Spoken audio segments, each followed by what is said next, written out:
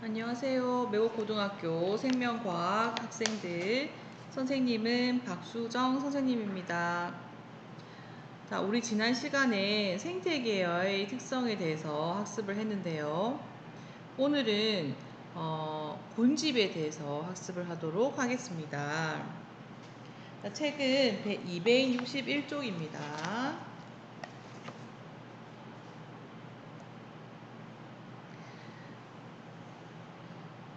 자, 곤집이란 생태계에서 서로 밀접하게 관계를 맺으며 살아가는 여러 개체군들의 집합을 우리는 곤집이라고 합니다.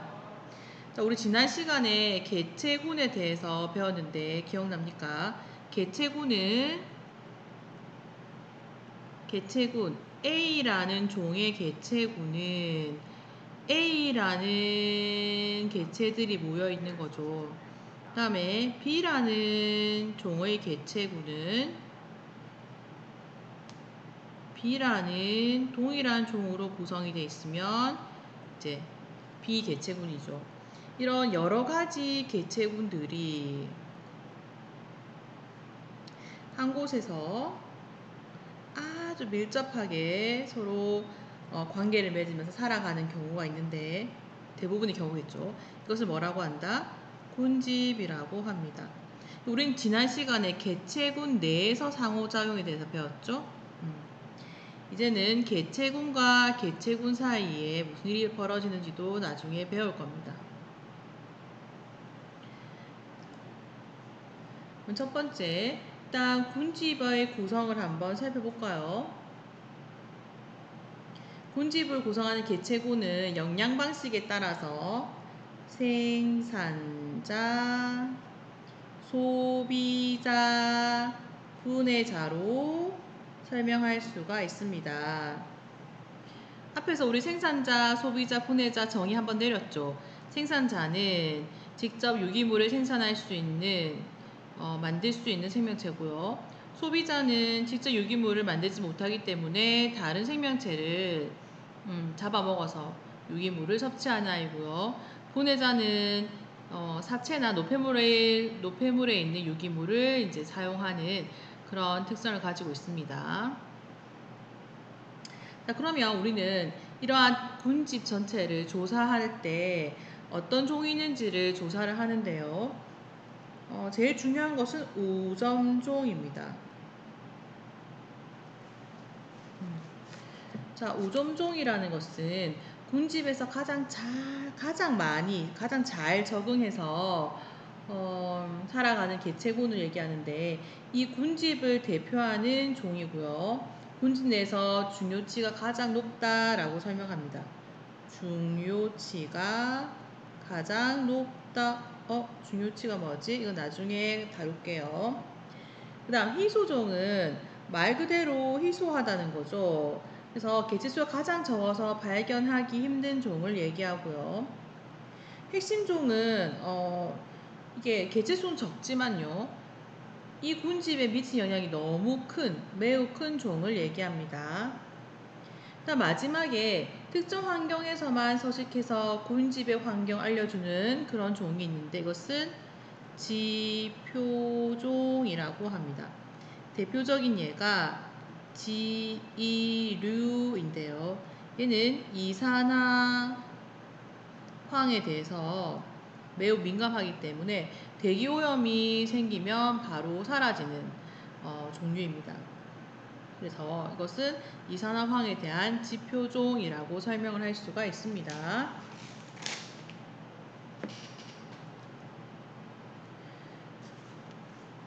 자, 우리 군집의 종류는 육상군집, 수생군집 이런 것들이 있는데 지금 할 거는 방영구를 이용한 식물 군집을 조사하는 걸 먼저 하도록 하겠습니다. 책에는 261쪽에 있는데 내용이 조금 부족해서 선생님이 수업 시간에 프린트 나눠줬죠. 그 프린트를 꺼내서 듣도록 합니다. 자, 방영구를 이용한 식물 군집의 조사. 일단 우리가 처음 듣는 말이 있는데요. 방형구라는 걸 처음 들어보죠.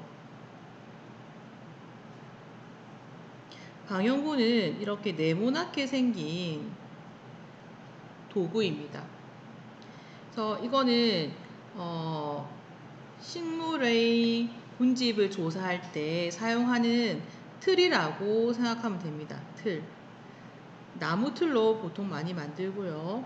이 안에는 실 같은 걸로 촘촘하게 같은 간격으로 이렇게 칸이 그려져 있어요. 같은 간격인데 선생님이 지금 대충 그린다고 이렇게 됐지만 보통 같은 간격으로 그려져 있고요. 방향구 크기는 일정한 걸로 사용하는데 사용하는 사람마다 조금씩 다른 것 같아요. 일단 이렇게 네모나게 생겼고 이 칸칸 안에 어떤 종이 나타났는지 숫자를 세어서 확인하는 그런 장치입니다. 이것을 방형구라고 불러요. 자, 그러면 조사하는 지역에 1m 곱하기 1m에 방형구 4개를 설치했다라고 합니다. 자, 이건 실험을 하는 사람에 따라서 내용이 달라지니까 이 조건들을 잘 읽어보고 문제에 적용하면 됩니다. 자, 1m 곱하기 1m라는 것은 면적이 얼마라는 거죠? 1제곱미터인데 총 4개를 설치했대요. 그럼 총 면적은 얼마입니까? 4제곱미터입니다. 이거를 문제를 꼼꼼하게 안 읽으면 4개를 설치했다는 사실을 모르면 총 면적을 1로 계산해버린 사람들이 있어요. 그래서 문제 안에서 1개를 썼는지 4개를 썼는지를 꼭 알아야 됩니다. 자, 그 다음에 방형구 이제 바닥에 것을 탁 놓고 선생님이 여기다 체크 했잖아요. 여기 있는 각 식물의 종과 개체 수를 조사해서 밀도, 빈도, 피도를 구한다 라고 되어 있습니다. 밀도, 빈도, 피도 낯선 단어죠. 매우 중요하니 별표 100만 개. 한자어인데요. 밀도는 촘촘한 정도, 밀집되어 있는 정도를 의미합니다.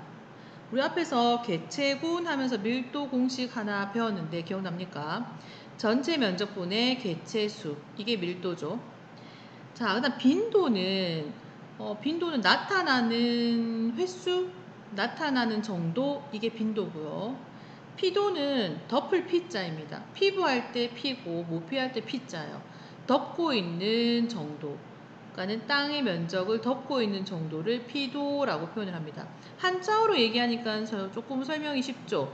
밀도는 빽빽한 정도, 빈도는 등장하는 정도, 피도는 면적, 덮고 있는 면적 정도를 의미합니다. 그러면 일단 밀도 공식부터 볼게요. 밀도 공식은 전체 방형구의 면적분의 특정 종의 개체수입니다. 그렇죠. 그 다음에 빈도는 전체 방형구 수분의 특정 종이 출현한 방형구 수예요. 지금 여기는 4개를 설치했으니까 방형구가 4개잖아요. 4개인데 만약에 어떤 종이 여기에만 등장했다. 그러면 전체 방형구가 4고 등장한 방형구는 1개니까 4분의 1이 됩니다. 이해했습니까? 만약 여기도 나타났고 여기 막 10개 나타났어. 여기 하나 나타났어. 그랬을 때 전체 방향구 수는 4고 등장한 것은 2개의 방향구에 나타났으니 4분의 2가 됩니다. 이해했죠? 피도는 사실 좀 계산하기 되게 어려워요. 왜냐면은 덮고 있는 면적이잖아. 네모 칸칸으로 자르기가 되게 어렵잖아요. 그래서 피도 같은 경우는 문제에서 이미 값을 주거나 또는 그 비율을 알려줍니다. 또는 그 정도를 알려주는데 가장 많은 것을 3, 그 다음 2, 가장 적은 것을 1 이렇게 숫자로 표현해 주기도 합니다.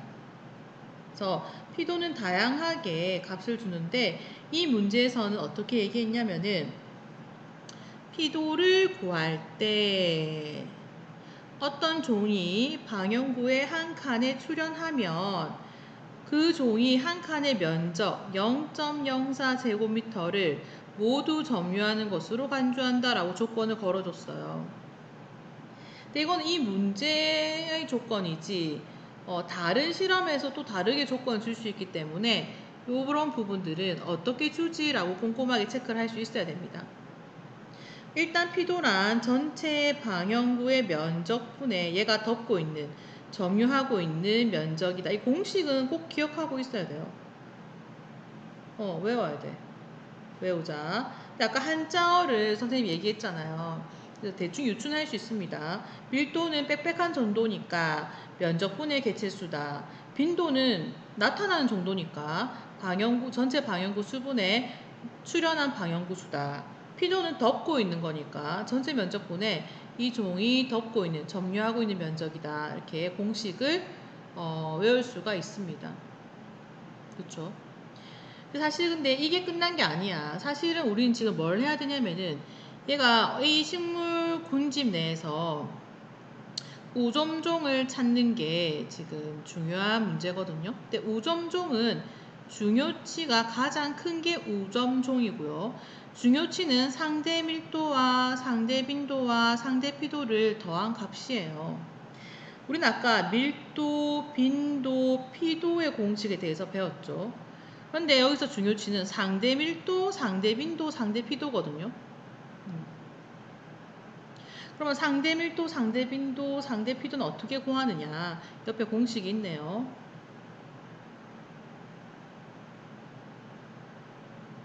여기. 상대 밀도는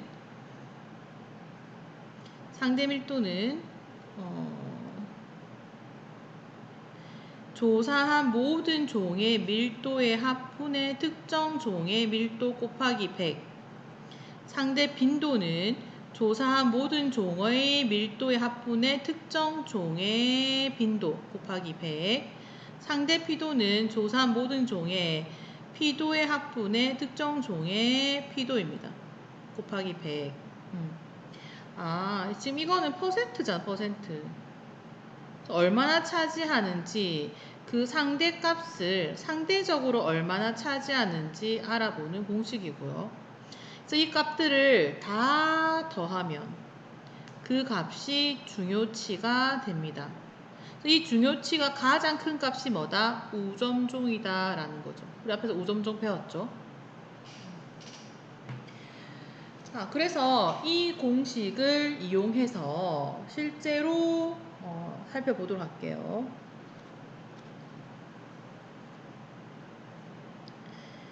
자, 방영구 안의 식물 종과 개체수는 그림과 같으며 이를 토대로 각 종의 중요치를 구한 결과는 표와 같다라고 했는데 선생님 표의 숫자를 지워버렸습니다. 여러분들이 할 수 있어야 되니까. 그쵸?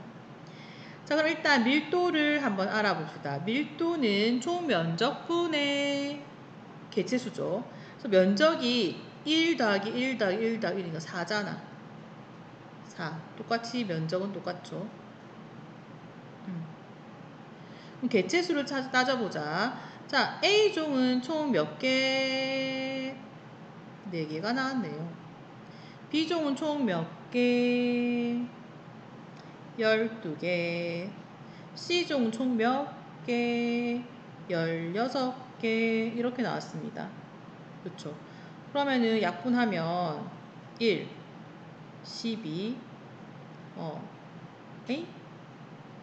12가 아니라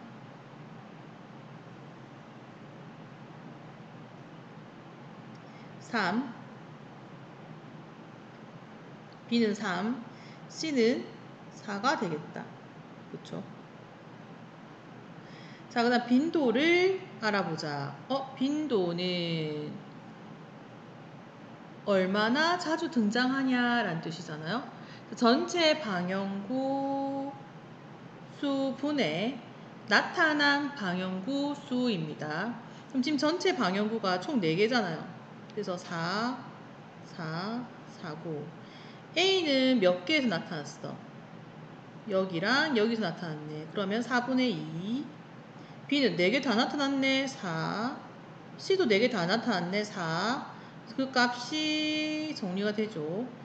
0.5, 1, 1. 귀찮아서 그렇지 어렵진 않습니다. 그쵸?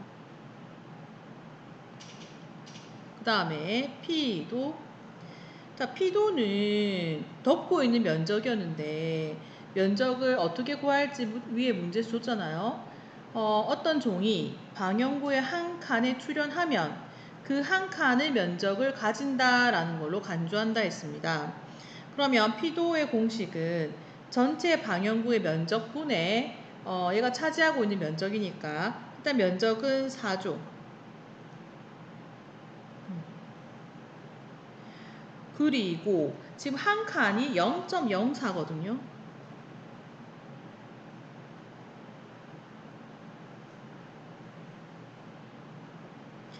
그래서 몇 칸을 차지하는지 적어주면 되죠. A는 몇 칸을 차지하나요? 총 4칸. 그렇죠. B는 총 9칸. 그다음 C는 총 12칸을 차지합니다.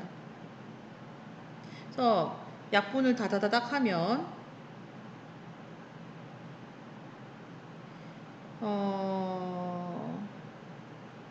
0.04 얘는 0.09 이 약분이 다 돼버리니까 0.12가 되겠네요. 그래서 얘는 0.04, 0.09, 0.12가 됩니다. 자, 이게 다가 아니죠. 지금 우리는 이걸 가지고 상대 밀도, 상대 빈도, 상대 피도를 구해야 됩니다. 그렇죠? 그럼 상대 밀도를 구해보면 상대 밀도는 전체 A, B, C라고 했을 때 전체의 밀도 분해, 그럼 전체는 1 더하기 3 더하기 4잖아요. 그래서 8분의 8분의 8. 다음 A는 1, B는 3, C는 4 곱하기 100. 계산 가능하죠. 그렇죠? 그러면 A의 상대 밀도는 12.5, B는 37.5, 다음 C는 50. 근데 이 50이란 숫자는 바로 사실 나오잖아요. 왜냐면 전체가 8이고 얘가 4면은 반이니까 50%지. 그치? 이렇게 해도 되고 사실 상대 밀도는 세 개의 값을 합하면 100이거든요. 그래서 이거 2개 구해서 50이 나왔으면 나머지는 50입니다. 그렇죠. 상대 밀도잖아. 상대 밀도의 전체 값은 100이거든. 왜냐면 퍼센트잖아요. 퍼센트의 최대값은 100이잖아요. 그래서 이거 2개를 이미 구해서 만약 50이 나왔다. 그러면 나머지는 50인 거예요. 이해할 수 있겠죠? 자, 그 다음에 상대 빈도 계산할까요? 자, 마찬가지로 합니다. 상대 빈도는 전체 빈도분의 각 종의 빈도를 이제 올리고 곱하기 100을 하면 되죠. 전체 빈도의 합은 2.5. 자, A는 빈도가 0.5, B는 1, C는 1 곱하기 100입니다.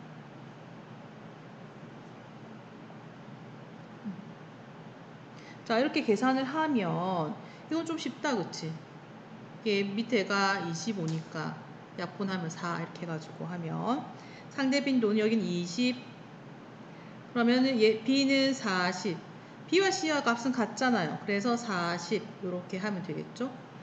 이것도 역시 합하면은 100이 된다는 사실을 기억하고 있으면 이 빈칸에 내가 이 값을 비워서 문제를 주더라도 얼른 적을 수 있습니다. 얼마라고? 다 합하면 100이니까 얘는 20이다.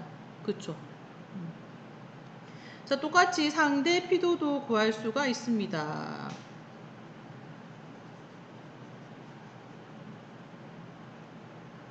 자, 상대 피도, 전체 피도분의 각 종에 가지는 피도를 올리면 되겠죠. 전체 피도를 보니까 0.04 더하기 0.09 더하기 0.12 이 값은 얼마야? 25네. 0.25네. 그쵸? 그러면 0.25인데 우리 땡땡은 어차피 약분되니까 바로 25로 할까요? 다음 위에 올라가는 것은 그럼 4, 얘는 9, 얘는 12 곱하기 100이죠. 아, 분모가 25니까 진짜 편하다. 100으로 약분해버리면은 4니까.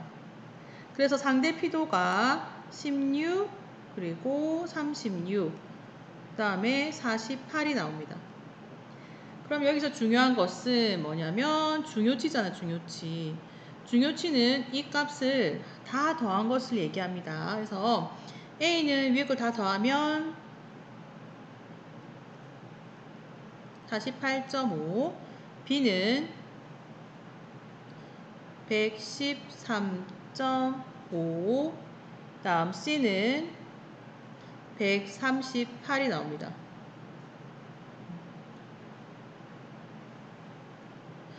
그러면 중요치를 알아보자. 중요치는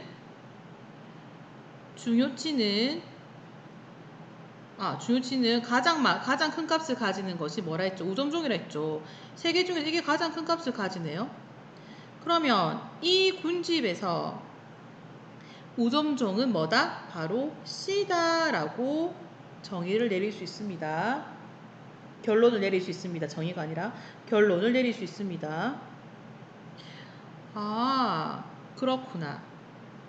그러면 여기서 문제에서 이렇게 모든 걸 다 깔아주는 문제는 잘 없고요. 보통은 상대 밀도, 상대 빈도, 상대 피도에서 몇 개를 지우고 유추하라 이렇게 하고 중요치를 찾아서 우점종을 찾아라 이런 문제가 많이 나오거든요. 이 문제를 좀 연습을 좀 해놔야 될 겁니다. 연습을 좀 해야 될 걸, 이 말은 시험 문제 나올 걸 이라는 말과 같은 말이겠죠. 자, 그래서 방영구를 이용한 식물 군집 조사 공식이 좀 많지만 한자어를 유추해 가면서 공식을 만들어 보고, 그 다음에 상대밀도, 상대빈도, 상대피도는 공식이 똑같잖아요. 이렇게 해서 외워서 한번 중요치를 계산해서 우점종을 찾는 연습 한번 해보세요. 선생님이 중요한 얘기 하나 했는데 상대밀도, 상대빈도, 상대피도는 퍼센트 값이기 때문에 각각의 합은 100이다라는 거. 그리고 이것은 각각 비율이잖아, 비율. 이 비율은 결국 이 비율과 아마 같을 겁니다. 거의. 그래서 그런 것도 같이 수학적으로 연결해서 공부를 해보도록 하세요. 네, 그러면 방영구를 이용한 식물 군집 조사는 끝났고요. 다음 페이지 보도록 할게요. 책은 261쪽입니다. 자, 군집의 종류는 크게 육상 군집과 수생 군집으로 나뉜다라고 되어 있고요. 육상 군집은 기온과 별표다, 강수량, 네, 두 가지 요소입니다. 기온과 강수량에 따라서 어떻게 삼립, 초원, 황원으로 구별된다라고 설명을 하네요. 삼림은 숲을 우거진 곳이고, 초원은 풀로 덮인 곳이고, 황원은 식물이 거의 없는 상태를 말합니다. 그래서 지금 옆에 선생님이 그림을 가져왔는데 이 그림이 참 설명이 잘 돼 있어서 가져왔거든요. 일단 여기 저위도 보이죠? 저위도라는 건 적도를 의미하죠. 적도는 빛이 들어오는 각도가 거의 90도에 가깝기 때문에 굉장히 뜨거운 곳이고, 고위도는 추운 곳입니다. 그래서 기온이 아래쪽은 높고 위쪽은 낮아요. 그래서 기온의 분포를 알 수가 있네요. 그 다음에 가로축은 그래프처럼 표현을 했습니다. 이쪽이 강수량이 많고 이쪽 강수량이 적다. 이렇게 표현했어요. 그러면 강수량이 많고 기온이 높으면 어떤 군집이 만들어진다? 열대우림. 그보다 기온이 낮으면 낙엽수림. 그보다 기온이 낮으면 침엽수림. 그보다 더 척박하면 툰드라를 이루는 거죠. 그 다음 여기는 기온이 너무 높은데 강수량도 적어. 그리고 열대 사막. 그리고 온대 사막. 다음 침엽수림이 아주 헐빈하게 생기고요. 그 위에는 툰드라를 이루게 됩니다. 그래서 이 강수량이 중간 지점에는 열대초원, 온대초원, 침엽수림, 툰드라 이렇게 이루어지는 거죠. 결국 육상 군집은 두 가지 요소, 기온과 강수량에 따라서 나뉘는데 산림, 초원, 황원으로 구별되고요. 그건 조금 상식적인 수준에서 이해할 수가 있는 부분입니다. 자, 그 다음에 두 번째 수생군집. 수생군집은 물 속에 있는 군집인데 하천이나 호수 같은 경우에는 소금기가 없죠? 그것을 담수군집이라고 부르고요. 바다 안에서 형성되는 군집은 우리가 해수군집이라고 표현을 합니다. 자, 이렇게 해서 우리가 오늘 군집의 특성과 군집의 종류에 대해서 배웠어요. 군집이란 개체군, 여러 가지의 개체군이 한 곳에 모여서 서로 긴밀하게 영향을 주고받는 것을 군집이라고 배웠고요. 식물 군집에서 방형구를 이용해가지고 오점종을 찾는 방법도 배웠고 매우 중요하다고 했습니다. 육상 군집과 수생 군집을 설명도 가능해야 되겠죠. 자, 오늘은 여기까지 하겠습니다. 다음 시간에는 군집 내 상호작용과 천의에 대해서 학습하도록 하겠습니다. 선생님이 앞에 우리가 개체군 내 상호작용 배웠잖아요. 이번에는 군집 내 상호작용입니다. 내용이 다르니까 구별할 수 있어야 되겠죠? 네, 수고했습니다. 다음 시간에 보겠습니다.